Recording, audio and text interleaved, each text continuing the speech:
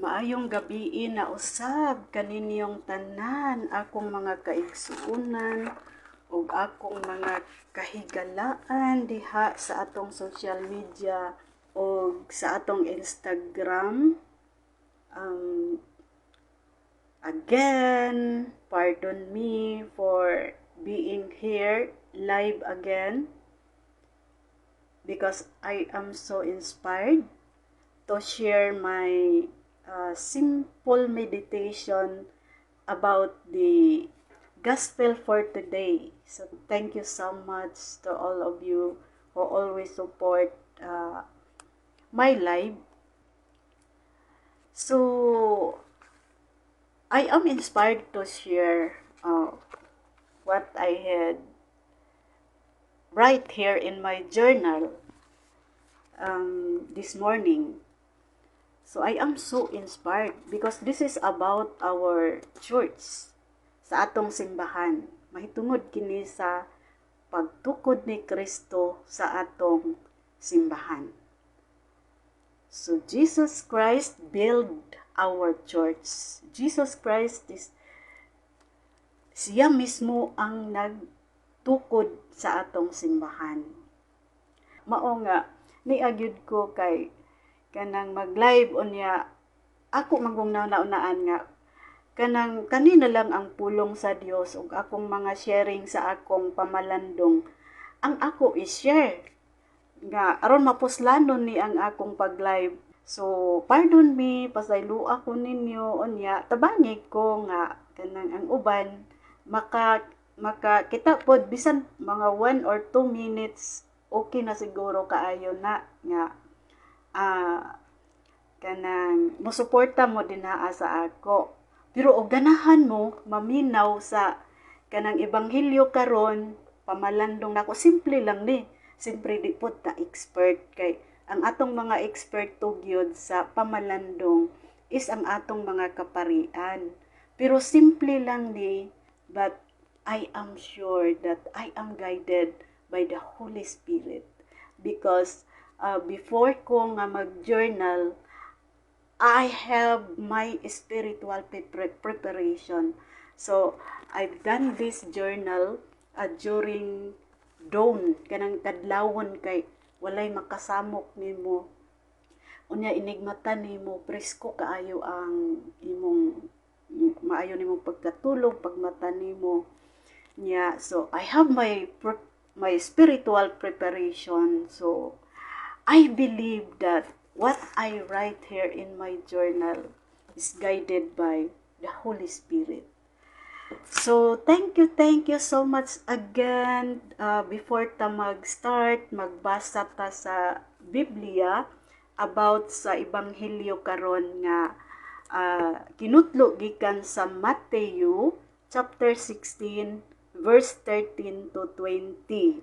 Nahala mga nanay, kaya ang ako yung mga gusto nga akong sukion kaning akong mga kananay kay lagi utruhon ako pagbalik nga kitang mga kananay umanta makasimba magrosaryo na ta usually mga 6 PM magrosaryo na ta or sa kadlaw nakarosaryo na ta naka 3 o'clock prayer na ta quits na to so di na gyud ta makabasa sa Biblia.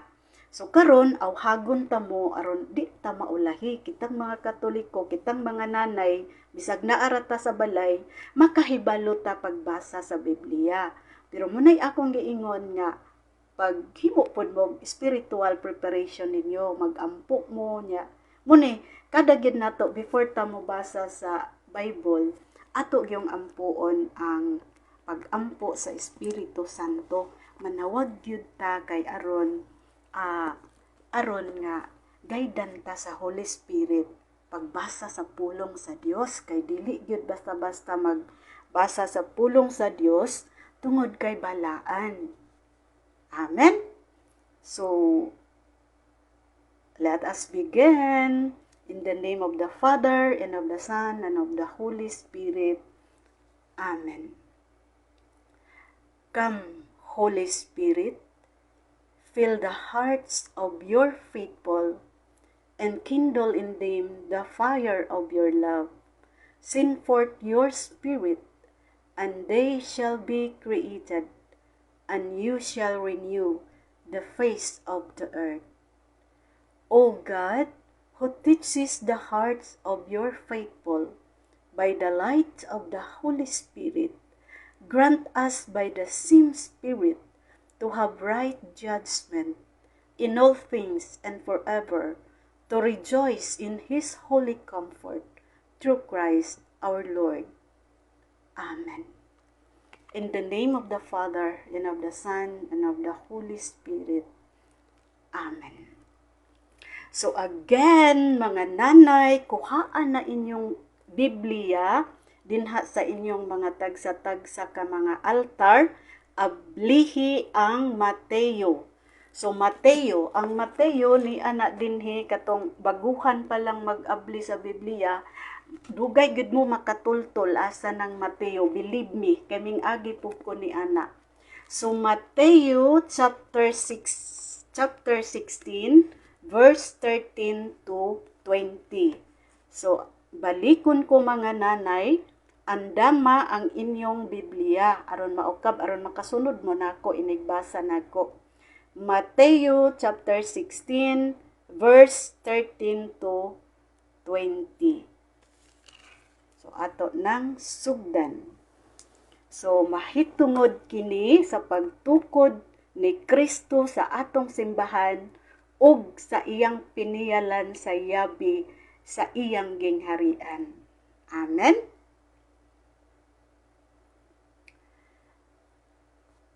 Ang ebanghelyo kinutlo gikan sa Mateo kapitulo 16 bersikulo 13 ngadto sa 20. Himayaon ikaw o Kristo. Human ana si Jesus miadto sa Cesarea Filipo og nangutana sa mga tinun-an. Unsay gisulti sa katawhan mahitungod sa anak sa tao?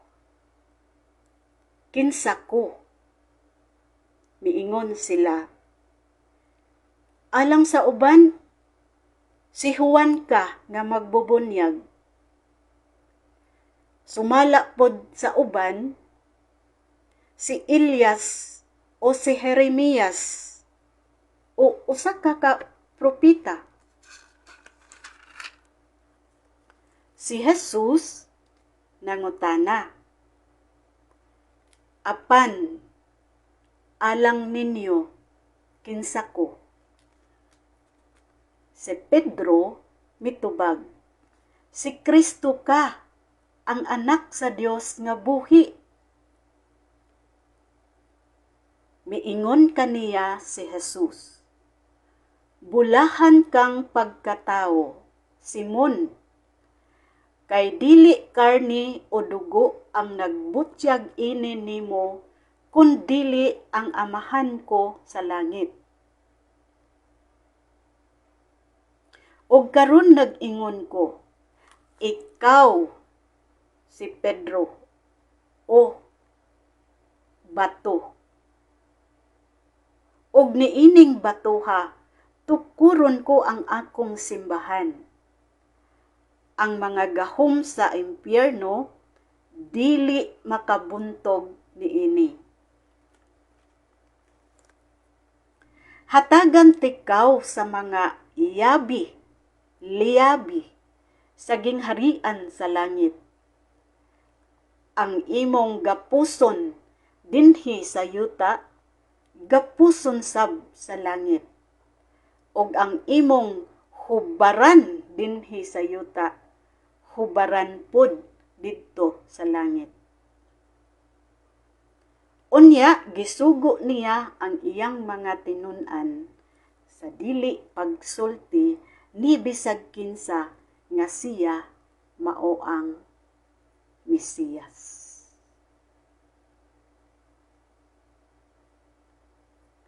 Ang ebanghelyo sa atong Ginoo. daygon ikaw o Kristo. Ang guide nako sa pagsulat, maugyod kanunay ang what Jesus is telling me. Unsa may gisulti ni Jesus diri sa ako personal.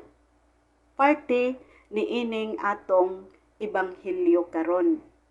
So doon ako'y guide nga unsay gisulti ni Jesus.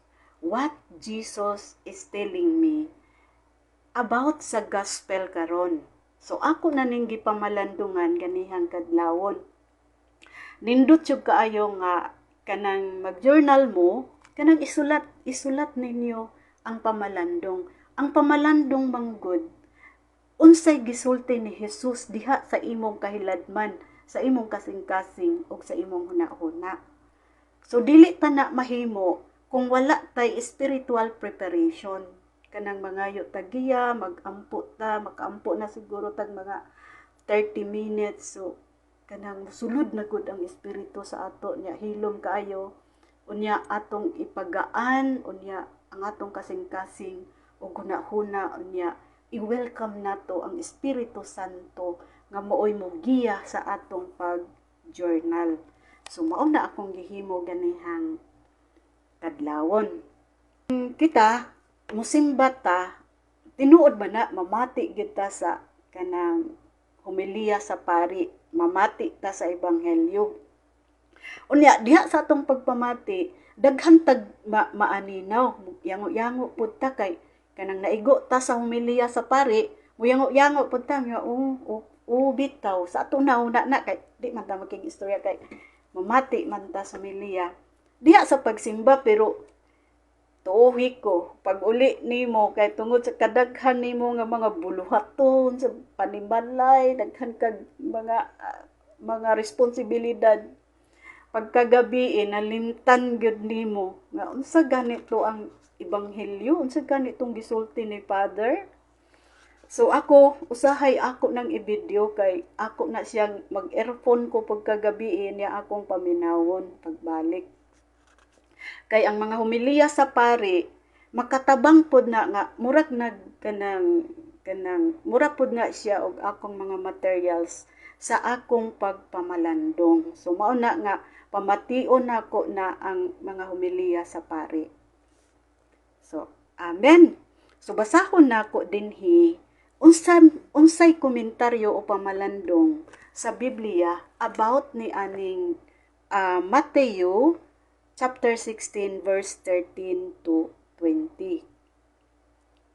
Sa ginaingon na, ang gingharian sa Dios mas lapad og mas malukpanon kaysa simbahan.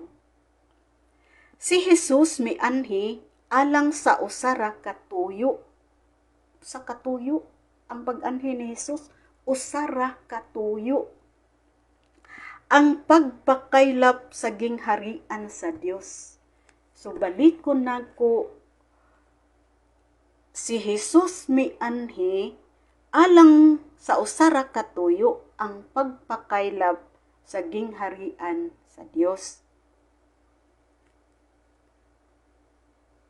Ang simbahan isip buhing timaan ni Kristo naa aron pagpadayon ni ining misyona. So ang atong simbahan balikon ko sigon kana sa pamalandong nga niya diri sa Bible. Wala pa ko sa akong pamalandong. Siyempre na apog ko'y personal nga pamalandong. What Jesus is telling me. So, ang simbahan isip buhing timaan ni Kristo. Naa aron pagpadayon sa misyon. Unsa nga misyon? Ang pagpakaylap sa gingharian sa Dios. Ang gitukuran sa simbahan mao ang pagtuo sa nabanhawng Hesus. So dito gyud ta nagbase sa pagkabanhaw ni Jesus. Kay for example, ug wala siya nabanhaw, wala gyud, walay simbahan nga natukod karon. So dito kita nagsumikad pagkabanhaw ni Jesus. Si Peter, maoy unang gigasahan ni ining gitukod ni Jesus nga simbahan. Busa, sa taas nga kasaysayan sa simbahang Katoliko, nahimong tradisyon sa pagtuo ang pag-angkon nga si Pedro maoy nakita nga unang pangulo sa atong simbahan. Amen. So, unsa to? Si Pedro maoy gibutang ni Jesus nga maoy mangulo sa iyang simbahan o piniyalan sa liabi sa gingharian. So, unsa man kaha ng liabi sa gingharian? So, akong i-share ang akong pamalandong. What Jesus is telling me. Unsay gisulti ni Jesus during sa akong pagpamalandong ganihang buntag. Actually, nakamata ko is 4 a.m. So, namalandong ko mga 4:30. Something like that. After my basic prayers. And again, my spiritual preparation in meditating the holy words of God. So what Jesus is telling me, ingon ni Jesus, ang kalinaw maanaa kanimo bing nganlan gyud ako ngalan. Kay ako gyud nang imaginon kanang magsulat ko, imaginon ko gyud na nga ni adiri si Jesus sa ako tupad. Naa siya sa akong tupad. Ako gyud nang imaginon. So, ako gyud kanon nga ni adiri sa ako nauna o kasing-kasing bitawag gyud ni Jesus ako ngalan. So, ang kalinaw maanaa kanimo bing. Bing, usa ni ana ka higayon didto kami sa Cesarea Philippo. Usa ni ka lugar, Cesarea Philippo. Unya, nangutana ako sa akong mga tinun-an kung unsay gisulti sa katawhan didto sa Cesarea. Miingon ako kanila, kinsa man ako alang kanila. Jesus is telling me now. Mao kadto bing nga mitubag ang akong mga tinun-an. Miingon sila, ikaw daw si Juan magbubunyag. Ang uban pod miingon, ako daw si Elias o si Jeremias. O usa daw ako sa mga propeta, ingon ni Jesus. So, nagkalain-lain ang ilang pag-ila kang Jesus. Dito sa Cesarea ni nahitabo, Cesarea Philippo. So, niingon nga, ako daw si Juan magbubunyag, ingon ni Jesus. Ako daw si Elias, ako daw si Jeremias, ako daw usa ka propeta. Unya bing gipangutana ko ang akong mga tinun-an. Si Pedro mitubag, si Kristo ka, ang anak sa Dios nga buhi.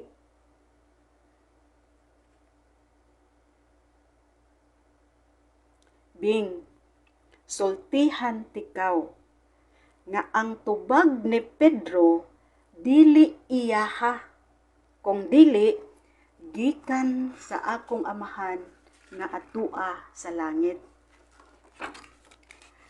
Gikahimut-an ko pag-ayo si Pedro. Mao nga ginganlan ko siya og bato. Ug mao nga gitukod ko gayud ang simbahan pinaagi sa pagpangulo ni Pedro. Giklaro ni Jesus dinhi nga si Pedro maoy iyang gibutang nga pangulo sa atong simbahan. Bing, si Pedro ang unang Santo Papa nga naila sa simbahang Katolikong Romanhon. So, gipaklaro gyud ni Jesus sa ako Mao gyud ni iyang maunin na isod sa akong hunahuna o kasing-kasing during sa akong pag-journal. Abi nimo Bing, gihatagan ko og katungod si Pedro nga magdumala sa mga liabi sa akong gingharian. Bing, sultihan ko ikaw. Ang liabi nga akong gibilin kang Pedro, nasunod kini sa akong mga Santo Papa nga mga dinihugan. O gikan sa Santo Papa, nasunod kini sa akong mga kaobispuhan ug mga kaparian. Bing, gusto kong makasabot ka nga ang liabi mao kana ang akong mga pulong ug pagtulunan nga maoy dalan agianan paingon sa akong gingharian.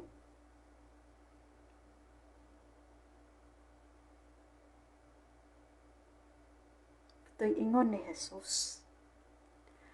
Ug busa kung unsay gitudlo sa akong mga Santo Papa, mga obispo ug mga kaparian, sunda sila kay gitugutan ko na silang daan.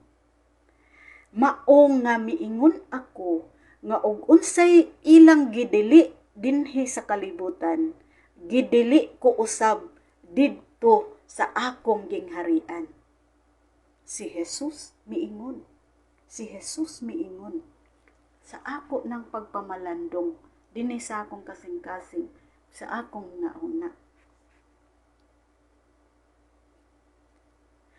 Ug unya og unsay gitugot sa akong Santo Papa, sa akong mga obispo, sa akong kaparian dinhi niining akong simbahan, gitugot ko usab didto sa akong gingharian.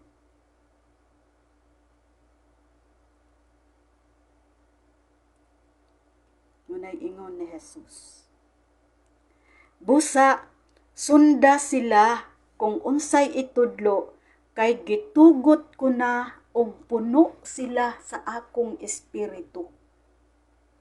So, puno sa espiritu ang atong mga kaobispuhan ug atong mga kaparian. Labi na ang atong Santo Papa. Dili gayod biyaan ni Jesus tungod kay siya mismo ang nagtukod ni ining simbahan. So iyang piniyalan niya ang atong Santo Papa, ang atong obispo ug ang atong mga kaparian.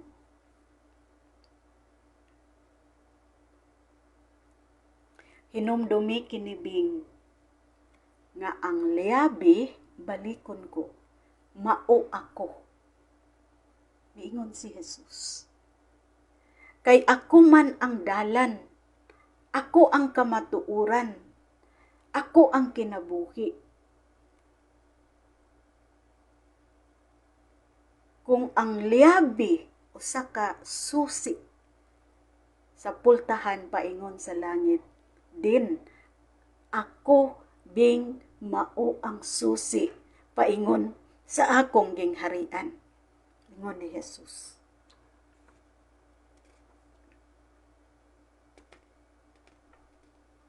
Ako si Jesus ang namulong sa imong kahiladman. So, haskang ninduta. Gipaklaro gyud dinhi. Kay ngano, sa atong mga kasinatian, bisan kitang mga Katoliko, kita ra po'y modaot sa atong mga obispo o mga kaparian. Mauna ang tinuod. Pero nisulti si Jesus dinhi nga piniyalan niya ang atong mga kaobispuhan o ug atong mga kaparian. Gipadayag gayud ni Jesus bisan sa akong personal nga pagpamalandong. So ang akong prayer,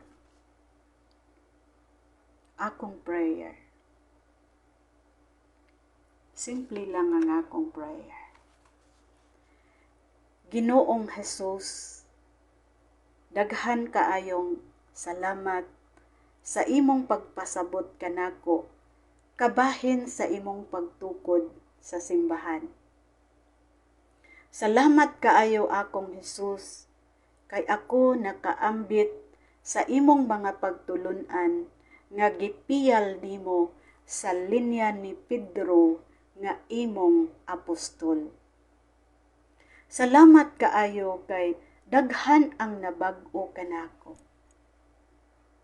Pinaagi sa imong mga pulong o mga pagtulun-an nga gisangyaw sa imong simbahan. Niining tungora, nangamuyo ako kanimo mahal kong Jesus, nga hatagan mo kanunay og kaalam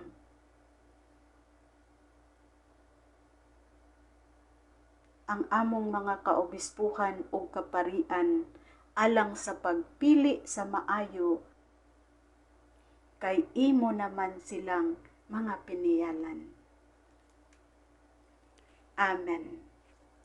Our Father, who art in heaven, holy be your name. Your kingdom come. Your will be done on earth as it is in heaven.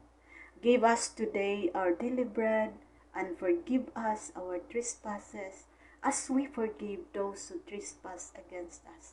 And lead us not into temptation, but deliver us from evil. Amen. Hail Mary, full of grace, the Lord is with you. Blessed are you among women, and blessed is the fruit of thy womb, Jesus. Holy Mary, Mother of God, pray for us sinners, now and at the hour of our death. Amen. Glory be to the Father, and to the Son, and to the Holy Spirit, as it was in the beginning, is now, and ever shall be, world without end. Amen. In the name of the Father, and of the Son, and of the Holy Spirit. Amen.